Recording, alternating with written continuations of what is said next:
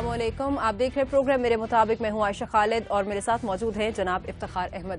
افتخار صاحب، پروگرام میں شامل ٹاپکس پر تو ڈسکشن ہم کریں گے، لیکن آج ایک اہم واقعہ ہوا کہ سابقہ صدر آصف علی زرداری اور موجودہ وزیر اعظم نواز شریف نے تھرکول پروجیکٹ کا مشترکہ طور پر افتتاح کیا ہے. پہلے کبھی ایسی مثال دیکھنے کو ملتی تھی؟ بالکل نہیں ایسا ہوا، اور یہ جو آج ہوا ہے آپ اس کا فائدہ دیکھو گے. جب آپ کو ایک میسج جائے گا پازیٹیو لوگوں میں کہ ان دونوں کے درمیان کوئی اختلاف نہیں ہے اس معاملے پر کہ یہ دونوں مل کر بہتری کی طرف جانا چاہتے ہیں، تو اس کا فرق پڑے گا آپ کے اسٹاک ایکسچینج پر. آپ کے سرمایہ داروں کو اس بات کا میسج جائے گا کہ ہاں جو سرمایہ کاری کریں گے اس کو تحفظ ملے گا. یہ دونوں بڑی سیاسی پارٹیاں جو ہیں ایسی قانون سازی کریں گی جس میں ان کی پروٹیکشن ہو. دوسری بات ہے کہ ماضی میں ہم نے یہ عجیب بات دیکھی ہے، میاں نواز شریف کو کہا گیا بعض اوقات کہ وہ بے نظیر کو وہ احترام نہ دے جو بے نظیر کا حق بنتا تھا. بے نظیر پرائم منسٹر تھی اور میاں صاحب چیف منسٹر تھے. ایئرپورٹ پہ چھوڑنے گئے پرائم منسٹر صاحب، اور جب ان کے گھر گئی تھیں تو انہوں نے ان کو تحفہ دیا قالین وغیرہ کا. تو صحافیوں نے ایئرپورٹ پہ پوچھا کہ آپ کے کیسے رہے مذاکرات، گفتگو کیسے رہی؟ تو میاں نواز شریف کے ایک بہت سینئر ایڈوائزر صاحب نے فرمایا کہ ہم اس کے لیے ایک مشترکہ بیان جاری کریں گے. تو اس کو بتایا گیا کہ مشترکہ بیان تو دو حکومتوں کے درمیان ہوتا ہے، دو ریاستوں کے درمیان ہوتا ہے. اور انہوں نے ان کو مشورہ دیا پرائم منسٹر صاحب کو کہ آپ جب پرائم منسٹر جاری ہیں ان کو کہا کہ آپ چلیں، اور چیف منسٹر کو کہا کہ آپ اپنے گھر چلے جائیں. پروٹوکول یہ کہتا ہے کہ جب پرائم منسٹر کا جہاز اڑتا ہے اور جب تک وہ فضا میں بلند نہیں ہو جاتا، پروٹوکول میں یہ لازمی ہے کہ چیف منسٹر اور چیف منسٹر کے تمام ساتھی ایئرپورٹ پہ موجود رہیں. ایسے سازشی لوگ تھے جو کانوں میں یہ بات دیتے تھے. چیف منسٹر اس نیگیٹیوٹی کو برقرار رکھا گیا، اور اس نیگیٹیوٹی کو برقرار رکھا اور ایجنسیوں نے اس کا فائدہ اٹھایا. ایجنسیوں نے پھر ایک دوسرے کے ٹیلی فون ٹیپ کیے اور پھر ایک دوسرے کو کہا کہ آپ کے خلاف فلانے نے یہ بات کر دیا، آپ کے خلاف فلانے نے یہ بات کر دی. تو میں سمجھتا ہوں کہ آج کا جو لمحہ ہے، آج جو بات ہو رہی ہے اور آج جس موقع کی فائدہ اٹھا رہے ہیں، اور انہوں نے کہا بڑی اچھی بات ہے، انہوں نے کہا قومی انٹرسٹ سب سے زیادہ امپورٹنٹ ہے. اور دوسری بات جو نواز شریف صاحب نے کہی ہے کہ جو کام ہم 20 سالوں میں نہیں کر سکتے 5 سال میں ہو جائے گا، یہ ایک مثبت سوچ ہے، اس کو آگے جاری رہنا چاہیے. دونوں لیڈرز کو اس کی ہمیں شاباش دینی چاہیے. کہا کیا جائے گا ابھی شام جب تبصرے ہوں گے کہ جناب یہ بھی تو اپوزیشن ایک ہو گئے ہیں، مکمکہ ہو گیا. اور ابھی ہمارے ایک بہت سینئر پالیٹیشین ہے، وہ انشاءاللہ شام کو بیان دیں گے کہ میں تو پہلے کہتا تھا کہ انہوں نے واریاں سیٹ کر رکھی ہیں اور میں ان کو کہہ رہا ہوں میاں جی ساڈی واری بیان دو. یہ رویہ جو ہے نا کہ ان کو کہنا کہ مذاق اڑانا، مذاق خیز رویہ اختیار کرنا ختم ہونا چاہیے. ٹھیک ہے افتخار صاحب، اپنے ٹاپک کی طرف آتے ہیں. مذاکرات کے لیے حتمی طور پر ایک کمیٹی اب بنا دی گئی ہے. آپ مجھے یہ بتائیے کہ کمیٹی کے ناموں پہ بڑی ڈسکشن ہوئی، لیکن آج ہم دیکھتے ہیں کہ طالبان کہتے ہیں کہ ہمارے 3 لوگ آپ کے پاس جیل میں ہیں، انہیں پہلے آپ رہا کر دیں پھر مذاکرات کی طرف آئیں گے. آشا دیکھو یہ بہت اچھا ہوا، کیونکہ اب جو طالبان سے مذاکرات کر رہے ہیں یہ وہی لوگ ہیں جو طالبان کے بہت قریب ہیں، جن کے دل میں اور جن کی سوچ میں طالبان کے ساتھ یگانگت پائی جاتی ہے. بہت اچھا ہوا کہ ان لوگوں کو مذاکراتی ٹیم میں رکھ لیا گیا. اب وہ جو بھی کریں گے وہ دنیا دیکھے گی اور قوم دیکھے گی. اور یہ بات طے ہو چکی ہے کہ خفیہ مذاکرات نہیں ہوں گے، لوگوں کو آگاہ رکھا جائے گا کہ مذاکرات کیا ہو رہے ہیں. جب آپ پہلا مطالبہ یہ کر رہے ہو کہ ہمارے ان لوگوں سے مطالبات کرو جو جیلوں میں ہیں، تو اس سے آپ کی سوچ کا اندازہ ہو جاتا ہے اور ان کے اہداف کلیئر ہے. نہیں، سوچ کا اندازہ ہوتا ہے کہ آپ کتنے سنجیدہ ہیں. بجائے یہ بات ریاستی اداروں پہ آتی کہ وہ سنجیدہ نہیں ہے، اب یہ بات سمجھ آ جائے گی کہ مذاکرات کے لیے کون سنجیدہ اور کون نہیں. بہت میں تو اس پہ مطمئن ہوں. اور آپ دیکھیے گا کہ پرائم منسٹر نے آج میٹنگ بلائی ہے، ان کی جو ٹیم ہے مذاکراتی ٹیم آج ان سے لیں گے. پرائم منسٹر نے کہا کہ خود میں نگرانی کروں گا جو ڈے ٹو ڈے یہ بات کر رہے ہیں. ایک بات ہے، اس سے پہلے مذہبی حلقوں میں علماء کو ان کو موقع دیا گیا مذاکرات کے لیے. آپ نہیں سمجھتے کہ وہ بھی تو قریب ہی تھے، ان کے بھی شاگرد تھے؟ نہیں، شاید اس میں کچھ مسائل تھے ایسے. اب تو کلیئر ہے نا جی، اب تو کوئی نہیں کہہ سکتا کہ موقع نہیں ہے. ماشاءاللہ سب پختون ہیں، 3 ایک نان پختون ہے. ایک بات سب کو پشتو آتی ہے، بلکہ یہ تو مزہ ہو رہا ہے کہ جب یہ پشتو میں بات کر رہے ہوں گے تو عرفان صدیقی صاحب بیچارے کیا کریں گے، ان کو کیا سمجھ آ جائے گی یہ پشتو میں آپس میں کیا بات کر رہے ہیں. یہ مزہ چلا ہے. لیکن میں مجھے دیکھیں جی پاکستان کے بقا کے لیے ہر قدم تک جانا چاہیے. کون سی چیزیں جو ضروری ہونی چاہیے کہ مذاکرات کس طرح نتیجہ خیز ہوں؟ آئین کے دائرہ کار میں رہ کر جو بات بھی طے کی جا سکتی ہے کی جائے. نہ صرف ان سے بلکہ جو کوشش کل کی ہے پرائم منسٹر نے بلوچستان جا کے مالک کو کہا ہے کہ آپ اپنے ڈائلاگ کو جاری رکھیں، جو مقامی دوست یہاں پہ ناراض ہیں ان سے ڈائلاگ، لیکن آئین کے دائرے میں رہ کے، آئین کے دائرے میں رہ کے ہر چیز دی جاتی ہے. پروفیشنل اٹانومی دی گئی ہے نا، اور پروفیشنل اٹانومی سے زیادہ بھی دی جانے کی ضرورت ہے تو دی جائے.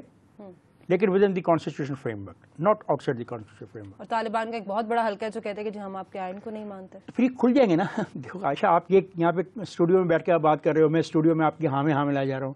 یہ تو اب وہ جو 4 رکنی کمیٹی ہے وہ بتائے گی نا کہ وہ کیا کہہ رہے ہیں, وہ پریس کانفرنس کرے گی, وہ سامنے آئے گی, وہ بات کرے گی, لیکن نتیجہ خیز ہوگی ڈسکشن ہونا چاہیے.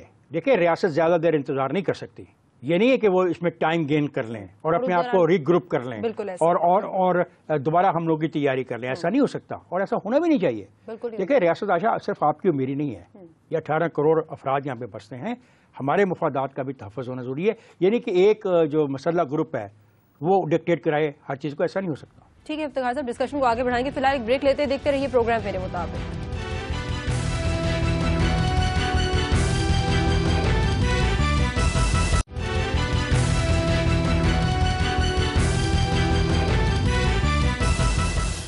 بریک سے واپس بھی ڈسکشن کو آگے بڑھاتے ہیں اور ذکر کریں گے افتخار صاحب, سعودی عرب کی طرف سے ایک پیشکش کی گئی ہے. پیشکش کچھ اس طرح سے ہے کہ زرعی زمین کے بدلے 2.5 لاکھ بیرل تیل روزانہ کی فراہمی کی جائے گی. 99 سال کے لیے 1 لاکھ ایکڑ زمین لیز پر دے دی جائے. تو بتائیے گا, اداروں کی نجکاری کے بعد اب زمین کو لیز پر دینے کا بھی معاملہ آگے بڑھ رہا ہے. دیکھیں, جہاں تک زمین کو لیز پر دینے کی بات کر رہے ہیں, اس میں ہمیں دیکھنا پڑے گا کہ زمین کیسی ہے, صوبائی حکومت کا اس زمین پہ کتنا کنٹرول ہے, کیا اس میں پرائیویٹ لینڈ بھی شامل ہے, یہ نہیں شامل ہے, اور کن شرائط پہ دی جا رہی ہے. محض یہ کہنا کہ آپ کو تیل ملے گا اور آپ 99 ایئرس کے لیے دے دیں, اگر تو صرف یہ مقصد ہو تو ہمیں یہ بھی تو پوچھنا پڑے گا اس زمین پہ کیا کیا جائے گا. فصل کاشت کی جائے گی, زرعی زمین کا زرعی استعمال یہ کہاں لکھا ہوا کہ زرعی زمین کا زرعی, آپ یہ تو آپ خبر کے حوالے سے کہہ رہے ہیں نا, اس کی ساری ڈیٹیل میں جانا پڑے گا. جب آپ ایک چیز مجھے دے رہے ہو, پہلے کہ کیا آپ کے پاس وہ اختیار ہے مجھے دینے کا, کیا وہ اختیار ایک صوبائی حکومت کے پاس ہے, اور جب اگر لوکل باڈیز کے الیکشن ہو جاتے ہیں تو کیا وہ زمین کسی ڈسٹرکٹ کونسل کی ملکیت, تو یہ بھی معاملہ ریزالو کرنا پڑے گا. اور پھر یہ دیکھنا پڑے گا, یہ دنیا میں ایک روایت چل پڑی ہے کہ وہ ملک جن کے پاس اجناس کی کمی ہے, خاص طور پہ گندم کی, وہ لے رہے ہیں. انڈیا بھی لے رہا ہے زمینیں, چائنا بھی لے رہا ہے اور سعودی عرب بھی لے رہا ہے. ہم نے پہلے بھی اپنا امارات کو دی ہوئی ہے زمین. مجھے اس پہ اعتراض نہیں ہے, لیکن دیکھنا پڑے گا وہاں سے لوگ بے روزگار تو نہیں ہوں گے, کیا وہ زمین تمام تر فائدے اور نقصانات, ہر چیز کو دیکھنا پڑے گا. یہ ایسے نہیں کہ آپ میرے درمیان اور آپ کے درمیان معاہدہ ہو جائے اور ہم کریں. پارلیمنٹ اس معاہدے کو اپروو کرتی ہے نہیں کرتی ہے, ایک کو آپ دیں گے تو پھر یہ کھیل شروع ہو جائے گی. کل کوئی آپ کے پہاڑ آ کے لینا چاہے گا کہ جی آپ کے پاس صلاحیت نہیں ہے ان پہاڑوں پہ اچھی چیزیں اگانے کی تو مجھے دے دیں. کل آپ کو کوئی کہے گا جی کہ آپ کے جو پانی کے دریا ہیں جس میں آپ کو پانی چل رہا آپ اس کو استعمال نہیں کر سکتے, ہمیں یہاں پہ کشتی لانے کی اجازت دے دیں. مطلب ہونا یہ چاہیے کہ ہم خود صلاحیت کو امپروو کریں. پہلی بات ہے ہم اپنی صلاحیت امپروو کریں, اور جو بھی چیز ملک کی دی جائے, قوم کی دی جائے, قوم کو اعتماد میں لیا جائے اور کوئی ایسا سودا نہ کیا جائے کل جو آپ کے گلے میں پڑ جائے. ایسٹ انڈیا کمپنی کو آپ نے صرف کچھ چیزوں کی اجازت دی تھی اور پھر وہ یہاں پہ حکمرانی کرتے رہے اور بہت مشکل ہو گئی تھی اس حکمرانی سے جان چھڑانے کے لیے. غالباً نیل کی تجارت کے لیے وہ آئے تھے اور انہوں نے کہا کہ ہم یہاں سے نیل لے کے جائیں گے. تو اس بات کو دیکھنا پڑے گا, ہر چیز کو مد نظر رکھنا پڑے گا. دنیا میں یہ رواج تیل کی لالچ میں ہی صرف نہیں نیو کولونائزیشن بھی ہے, یہ ایک نئی قسم کی استعماریت بھی ہے. یہ بالکل یہ لگتا ہے کہ یہ ملکوں پہ کی چیزوں پہ ایک نیا طریقہ کر رہا ہے, یہ طریقہ کار کہا جا سکتا ہے اس کو. بالکل ٹھیک ہے. کچھ لوکل باڈیز الیکشن کی بات کر لیتے ہیں اور آپ کی ایکسپرٹیز دیتے ہیں اس پہ کہ پی ٹی آئی کا موقف سامنے آتا ہے. پی ٹی آئی کا موقف سامنے آ رہا ہے. میں تو کہہ رہا ہوں بلکہ اس پروگرام کے ذریعے میں تو پی ٹی آئی کے جو ہیں وزیر اعلیٰ نہیں وزیر اعلیٰ ان سے کہوں گا بھائی مجھے کم از کم یہ بتا دو کہ الیکشن آپ نے اپریل میں کرا دینے ہیں 15 اپریل, کیونکہ میں جانا چاہتا ہوں چھٹیوں پر. میری ٹیم چھٹیوں پر جانا چاہتی ہے. 1 سال سے ہم الیکشنز میں آئے ہوئے ہیں, جنرل الیکشن سے لے کے اب تک ہم الیکشن میں ہیں. ہم جانا چاہ رہے ہیں چھٹی پر. ہمیں سمجھ نہیں آ رہی ہے کہ الیکشن کب کرنا چاہیے. اس کے علاوہ بھی کوئی امپورٹنٹ ریزن دینا کہ کیوں الیکشن کروائے. الیکشن دیکھیے آپ تو یہ بات کہتے ہیں, میں تو اس پہ الیکشنز کے بارے میں بڑا کلیئر ہوں. اقتدار کو جب تک آپ عوام کے حوالے نہیں کریں گے جمہوریت مکمل نہیں ہوتی ہے. مجھے سمجھ نہیں آتا کہ وزرائے اعلیٰ کیوں خوف زدہ ہیں اس قسم کے جمہوریت سے, حالانکہ یہ جمہوریت ان کے فائدے میں ہے. جو ورکر آئیں گے فیلڈ میں انہی کو سپورٹ کریں گے, اور لاکھوں ورکر, یہ تو نہیں کہ سارا الیکشن ہار جائیں گے. دیکھیں یہ بہت غلط سوچ ہے. الیکشن میں ہار جیت ہوتی ہے میں مانتا ہوں, ایسا نہیں ہو سکتا کہ پنجاب میں پاکستان مسلم لیگ نواز سب کچھ ہار جائے گی, جہاں سندھ میں پاکستان پیپلز پارٹی سب کچھ ہار جائے گی. ایسا نہیں ہوگا. ہار جیت تو ہوگی لیکن اس کے ساتھ یہ کمیٹڈ ورکر بھی تو مل جائیں گے. اور کیا خوف واقعی اتنا ہونا چاہیے جتنا ہے؟ نہیں ہونا چاہیے، میں تو اس کے خلاف ہوں، کیونکہ دیکھیں نا دنیا میں یہی جو ادارے ہیں تمام چیزوں کو چلا رہے ہیں. آہستہ آہستہ ورکرز کو بھی یہ فیل نہیں ہوگا کہ آپ ہم پہ اعتبار ہی نہیں کر رہے؟ ورکر کو فیل ہو رہا ہے. ورکرز کہتے ہیں کیا ہم صرف قربانی اس لیے دے رہے ہیں کہ کچھ لوگ ایم این اے بن جائیں، کچھ ایم پی اے بن جائیں؟ ایسا تو نہیں ہے. پورا اختیار نیچے جائے گا، جانے دو اس کو. میں تو اس کا حامی بہت بڑا. افتخار صاحب کو بلکہ سب جو 3 چیف منسٹر رہ گئے نا باقی، ان سے بتا دو بھائی کب الیکشن کرانے ہیں. ٹھیک ہے، مارچ تک کروا دو. گورننس کے حوالے سے خبر ہے کہ پنجاب کی جیلوں سے موبائل فون برآمد ہوئے، اس پہ بات کریں گے، لیکن ایک بریک لیتے ہیں. پہلے دیکھتے رہیے پروگرام میرے مطابق.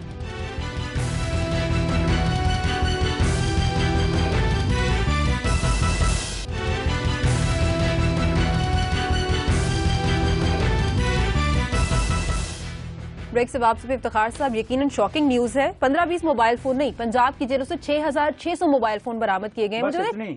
یہ کم ہے؟ آپ انہیں بھی کم نہیں ہے. یہ تو ہر آدمی کے پاس ایک موبائل تو اندر ہونا چاہیے نا.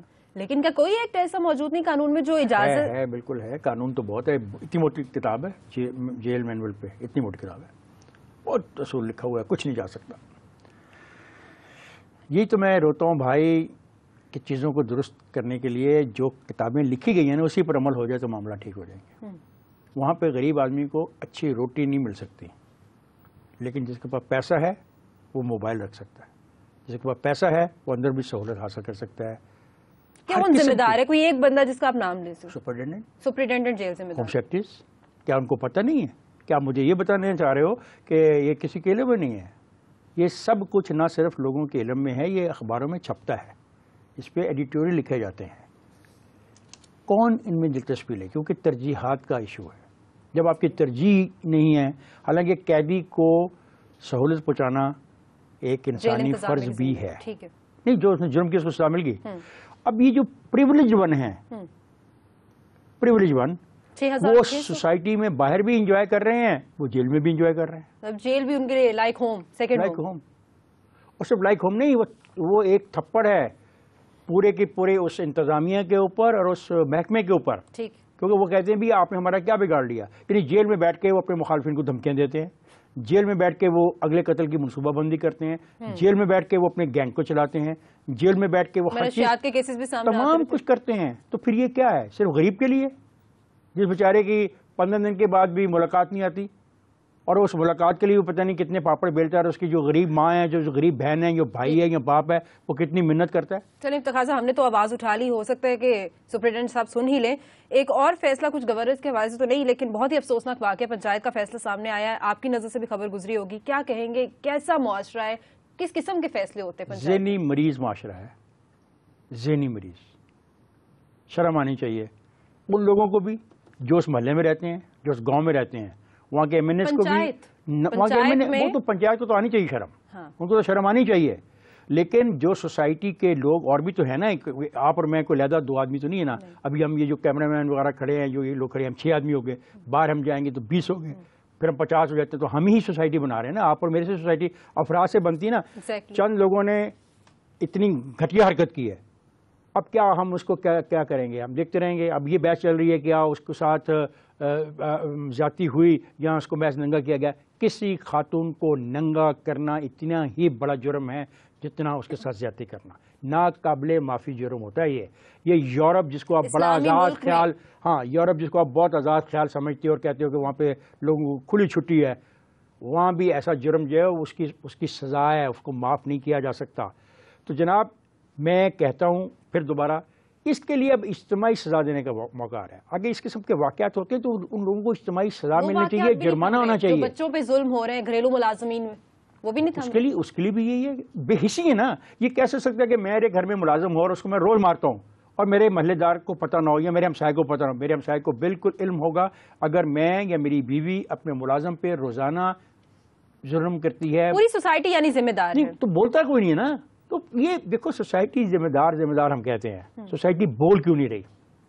سوسائٹی کی بے حسی ختم کیوں نہیں ہو رہی؟ کیا سوسائٹی نے فیصلہ کر لیا کہ اجتماعی خودکشی کرنی ہے؟ اگر سوسائٹی کا یہ فیصلہ ہے کہ انہیں اجتماعی خودکشی کرنی ہے تو ایسے واقعات تو پھر روز ہوں گے. بڑے افسوسناک رویہ یہ ہے. ہمیں اپنے رویے کو بھی چینج کرنا ہوگا. ہر چیز قانون پہ مت چھوڑ دو، اپنے رویے کو بھی دیکھو نا. ریزسٹ کرو، کھڑے ہو جاؤ. مقابلہ کرو اس زیادتی کا اپنے محلے میں، اپنی گلی میں، اپنی تحصیل میں، اپنے شہر میں. کمزور انسان پنچایت کے آگے تو نہیں کھڑا ہو سکتا. اور یہ بھی بات ہے، ابھی ایک اور پنچایت نے فیصلہ کیا ہے سندھ میں، وہ بھی اسی قسم کے فیصلے کیے ہیں. اور دوسرا کہ پنچایتی نظام کو آپ کیسے تسلیم کر لیتے ہیں، اور پنچایت کن لوگوں کی، اور سربراہ کون ہے وہاں کے مقامی طاقتور لوگ پنچایت کے سربراہ بن جاتے ہیں. اور عورتوں کے خلاف فیصلہ ہوتا ہے. یعنی زیادہ پنچایتی فیصلے بھائی کے جرم کی سزا ملی ہے، اس کو بھی بھائی کے جرم کی سزا بھائی کو ملنی چاہیے، بہن کو کیوں ملنی چاہیے؟ وہی بہتر جانے جنہوں نے فیصلہ کیا. آکسفم تنظیم ہے، اس کی ایک رپورٹ کا آپ سے ذکر کرنا چاہوں گی. امیر اور غریب کے درمیان کہتے ہیں کہ جی خلیج جو ہے نا وہ بہت بڑھتی جا رہی ہے. اور پاکستان کے حوالے سے جو ایک اور بہت امپورٹنٹ بات انہوں نے کی ہے کہ 19 کروڑ کی آبادی میں صرف 25 لاکھ لوگ ٹیکس دیتے ہیں. اچھا، پچھلے ہفتے ہم سے یہ رہ گئی خبر، آپ نے اچھا کیا. 85 افراد ہیں ان کے پاس اتنی دولت ہے جتنی 3 ارب افراد کے پاس ہے. پاکستان میں بھی یہی ہے. کوئی 5-1 لاکھ لوگ ہیں، ساری دولت کے مالک وہ ہیں. صحیح. سب کچھ انہی کے پاس ہے، کچھ نہیں. ٹیکس بھی وہ نہیں دیتے ہیں. گھر ان کے دیکھو اتنے اچھے ہیں. لوگوں کے گھروں کے اندر اب تو گولڈ پلیٹڈ پانی کی ٹوٹیاں لگی ہوئی ہیں. صحیح. اور وہ جواب نہیں دے سکتے یہ گولڈ پلیٹڈ پانی کی جو ٹوٹی لگا رکھی ہے یہ کہاں سے آئی ہے، اس کا پیسہ کہاں سے آیا. اور آپ والی بات کہ پچھلے محلے میں گندا پانی پینے کو مل رہا ہے. جب فرق ہو جائے نا گولڈ پلیٹڈ ٹوٹی اور ایک ایسی ٹوٹی جس میں گندا پانی آتا ہے، پھر معاملات کہیں ہو جاتے ہیں. سوچنا چاہیے اس پر کہ جو خلیج ہے اس کو بڑھایا نہ جائے بلکہ کوئی روکنے کے لیے اقدامات کیے جائیں. اقدامات ورنہ آپ مسکرا رہے ہیں، لگتا ہے آپ کو یقین نہیں ہے کہ کوئی اقدامات ہو سکتے ہیں. ہو ہی نہیں رہے نا. جب ہم ٹیکس ہی نہیں دیتے، پہلا قدم تو یہ نا کہ بیلنس کریٹ کرنے کے لیے آپ کو ٹیکس دینا پڑے. نہیں، آپ اور میں دیتے ہیں نا، آپ اور میں دیتے ہیں، ہم اس لیے دیتے ہیں ہمارا ٹیکس کٹ جاتا ہے. اگر آپ کو موقع ملے، مجھے موقع ملے، شاید میں بھی بھاگنے کی کوشش کروں. ہم تو دے رہے ہیں اس لیے کہ ہم پھنس گئے ہیں. ٹیکس نہیں دے رہے ہیں یہ مانتا ہے محکمہ کہ جی لاکھوں لوگ ہیں جو ٹیکس دیتے. کاش بھی اس پہ بات ہم کریں گے ڈیٹیل کبھی، کون ٹیکس دے رہا ہے اور جو ٹیکس دے رہا ہے اس کے پاس کیا کیا ہے، اور جو ٹیکس دے رہے ہیں بیچارے ان کے پاس کیا کیا ہے. ٹھیک ہے افتخار صاحب، اس کے ساتھ پروگرام کا وقت ختم ہو جاتا ہے. ناظرین آپ سے چاہیں گے فیڈ بیک ہمیں اپڈیٹ کرتے رہیے MM@geo.tv پر. اپنا بہت خیال رکھیے. خدا حافظ.